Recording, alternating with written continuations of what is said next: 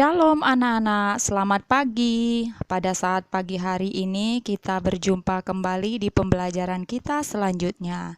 Pembelajaran kita pada saat pagi hari ini akan membahas tentang tema 5, subtema 3 dengan judul Perjuangan Para Pahlawan.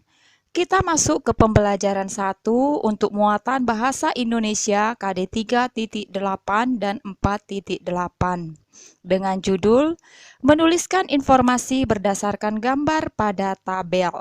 Nah, di sini sudah ada ya contoh tabelnya. Yang sebelah kiri itu adalah gambar tokoh nasionalnya, sementara yang sebelah kanan adalah informasinya. Informasi yang kita dapatkan berdasarkan gambar: 1. Pangeran Diponegoro merupakan salah satu pahlawan Indonesia. 2. Pangeran Diponegoro berjuang dengan gigih saat melawan Belanda. Bu Pena halaman 117 sampai dengan 118, latihan muatan bahasa Indonesia. Pertanyaannya adalah, pilihlah satu pahlawan dari gambar di samping. Carilah informasi tentang tokoh tersebut dan perjuangannya untuk Indonesia. Gambar tokohnya Bung Tomo dan Yosudarso. Nah, di sini membuat contohnya ya, memilih Bung Tomo.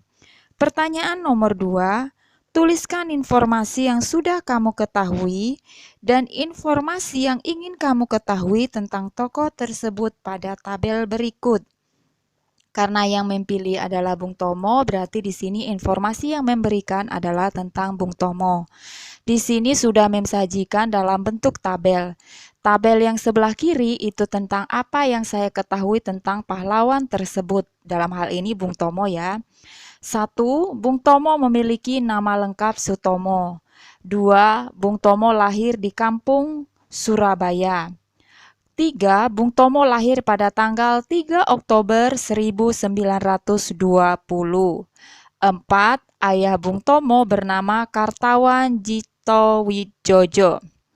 Selanjutnya, yang kelima, Bung Tomo menjadi terkenal karena peranannya dalam pertempuran 10 November 1945.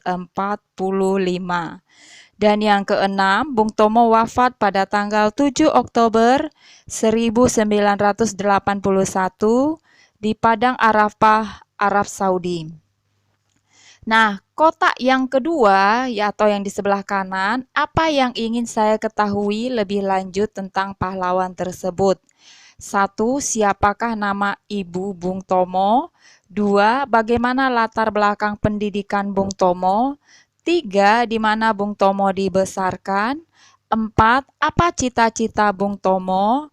5. Siapa nama istri dan anak Bung Tomo? Kemudian yang selanjutnya, yang keenam, apa saja peran Bung Tomo dalam pemerintahan setelah tanggal 10 November? Muatan IPS KD 3.4 dan 4.4 dengan judul Sikap Kepahlawanan Pangeran Diponegoro. Pangeran Diponegoro lahir di Yogyakarta pada tanggal 11 November 1785. Pangeran Diponegoro menentang penjajah Belanda karena sikap penjajah Belanda yang membebani rakyat kecil dengan pajak tinggi dan tidak menaati adat istiadat yang berlaku. Pangeran Diponegoro menggunakan siasat perang gerilya, yaitu menyerang secara tiba-tiba dan bergerak secara sembunyi-sembunyi. Bu Pena halaman 119, latihan muatan IPS. Pertanyaan yang pertama, berasal dari daerah manakah Pangeran Diponegoro? Jawabannya Yogyakarta. Pertanyaan yang kedua, kapan terjadinya perang Diponegoro? Jawabannya pada tahun 1825. Pertanyaan yang ketiga, bagaimana siasat perang yang dilakukan oleh Pangeran Diponegoro untuk melawan penjajah Belanda? Jawabannya, Pangeran Diponegoro menggunakan siasat perang gerilya, yaitu menyerang secara tiba-tiba dan bergerak secara sembunyi-sembunyi. 4. Kapan Pangeran Diponegoro wafat? Di manakah beliau dimakamkan? Jawaban, Pangeran Diponegoro wafat pada tanggal 8 Januari 1855 dan dimakamkan di Kampung Jawa, Makassar, Sulawesi Selatan. Muatan IPA KD 3.7 dan 4.7 dengan judul cermin. Cermin merupakan salah satu benda yang dapat memantulkan cahaya. Cahaya yang dipantulkan oleh cermin merupakan salah satu contoh pemantulan teratur. Berdasarkan bentuknya, cermin dibedakan menjadi 3 macam. Yang pertama cermin datar, kedua cermin cekung, dan yang ketiga cermin cembung. Sifat-sifat bayangan dari setiap jenis cermin. Yang pertama cermin datar. 1. Ukuran, besar dan tinggi bayangan sama dengan ukuran benda. 2. Kenampakan bayangan berlawanan dengan benda. Misalnya, tangan kananmu akan menjadi tangan kiri bayanganmu. 3. Bayangan bersifat semu atau maya. Artinya, bayangan dapat dilihat di dalam cermin, tetapi tidak dapat ditangkap oleh layar. Contoh, benda yang menggunakan cermin datar yaitu cermin rias. Nah, ini ada gambarnya ya, cermin datar. Sifat bayangannya, 1. Ukuran bayangan sama dengan benda. 2. Kanan kiri bayangan terbalik dengan benda. 3. Bayangan semu. 2. Sifat-sifat bayangan dari cermin cekung. 1. Jika benda berada dekat dengan cermin cekung, bayangan benda bersifat tegak, diperbesar, dan semu atau maya. 2. Jika benda berada jauh dengan cermin cekung, bayangan benda bersifat nyata atau sejati, terbalik dan diperkecil. Contohnya, bagian cekung sendok makan, lampu senter, dan lampu mobil. 3. Sifat bayangan dari cermin cembung. Kenampakan bayangan pada cermin cembung yaitu semu atau maya, tegak dan diperkecil dari ukuran benda yang sebenarnya. Contoh cermin cembung yaitu bagian cembung sendok makan dan kaca spion. Bu Pena halaman 120 latihan muatan IPA. Pertanyaan yang pertama, bagaimana sifat bayangan yang tampak jika kamu bercermin di depan kaca rias? Jawaban, 1. Ukuran besar dan tinggi bayangan sama dengan ukuran benda. 2. Kenampakan bayangan berlawanan dengan benda. 3. Bayangan bersifat semu atau maya, artinya bayangan dapat dilihat di dalam cermin tetapi tidak dapat ditangkap oleh layar. 2. Bagaimana sifat bayangan yang tampak jika benda terletak sangat dekat dengan bagian cekung sendok makan? Jawabannya, tegak, diperbesar, dan semu atau maya. 3. Tuliskan 3 contoh benda yang menggunakan cermin cekung.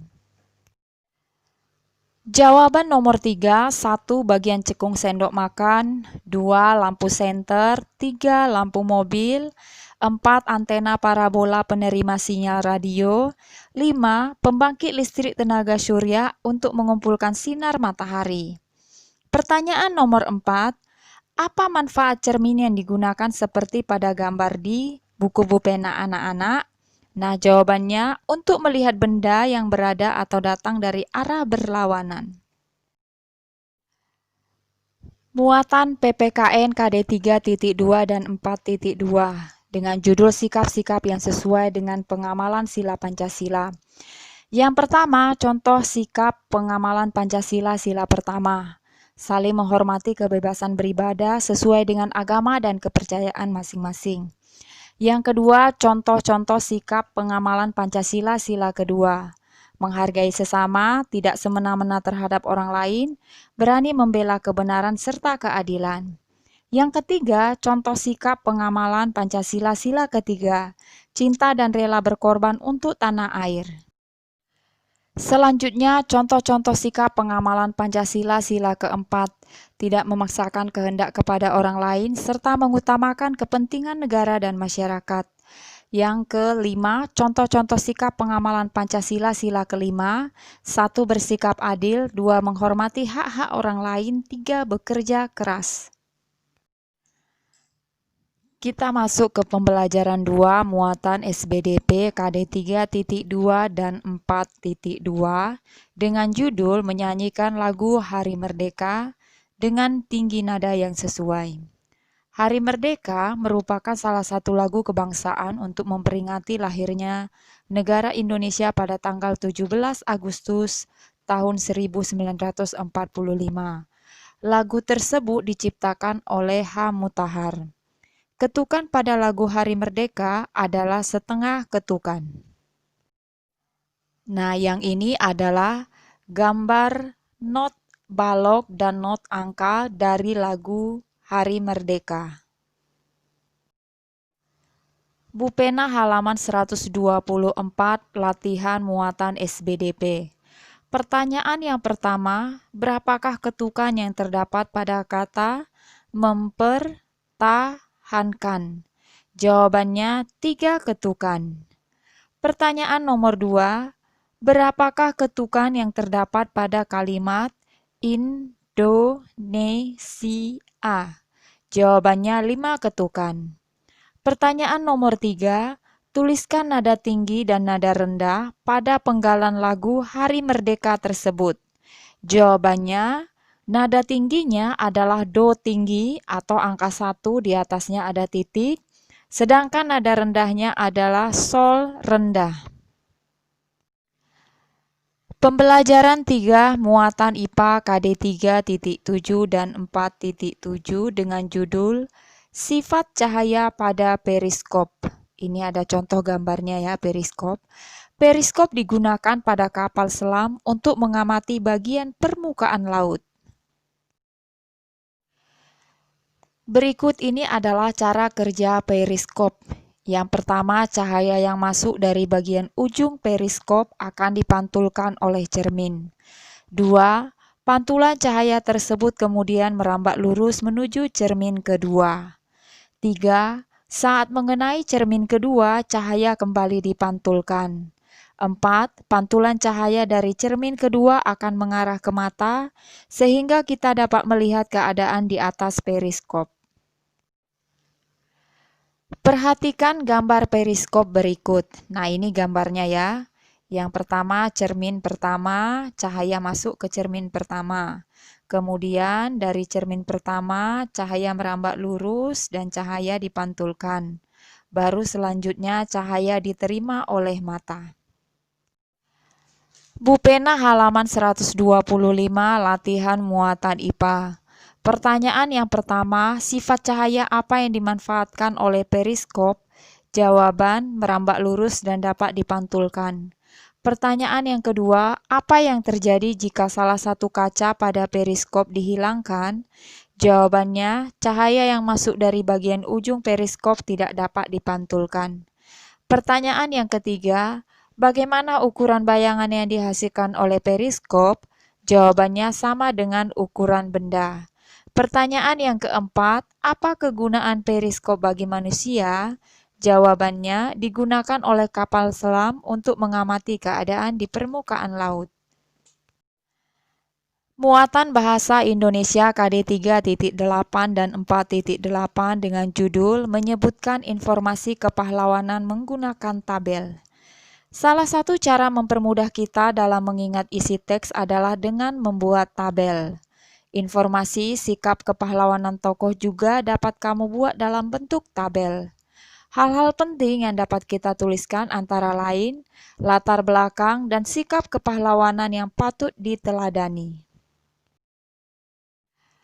Bupena halaman 126, latihan muatan bahasa Indonesia. Pertanyaan yang pertamanya membaca. Nah, setelah kita membaca, kita lanjutkan ke pertanyaan yang kedua. Yang pertanyaan 2A, informasi apa yang kamu peroleh setelah membaca teks di buku Bupena? Jawabannya yang nomor 1, Jenar Javed Selgi, seorang dokter cilik. 2. Jenar Javed merupakan siswa kelas 4 di SD Kalipancur 1, Kecamatan Ngalian. Kemudian yang ketiga, Jenar bersama teman-temannya berkeliling di daerah sekolahnya untuk memeriksa tempat penampungan air. Nomor 4, tujuan dari kegiatan yang dilakukan Jenar dan teman-temannya adalah untuk mencegah berkembangnya jentik nyamuk.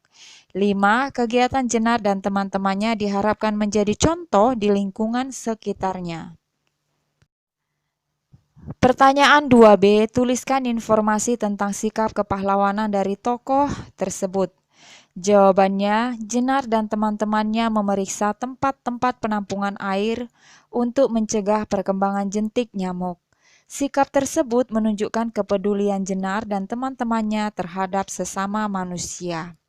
Nah, anak-anak, sekian saja pembahasan Bu Pena tema 5 subtema 3 pembelajaran 1 sampai dengan 3 hari ini. Shalom.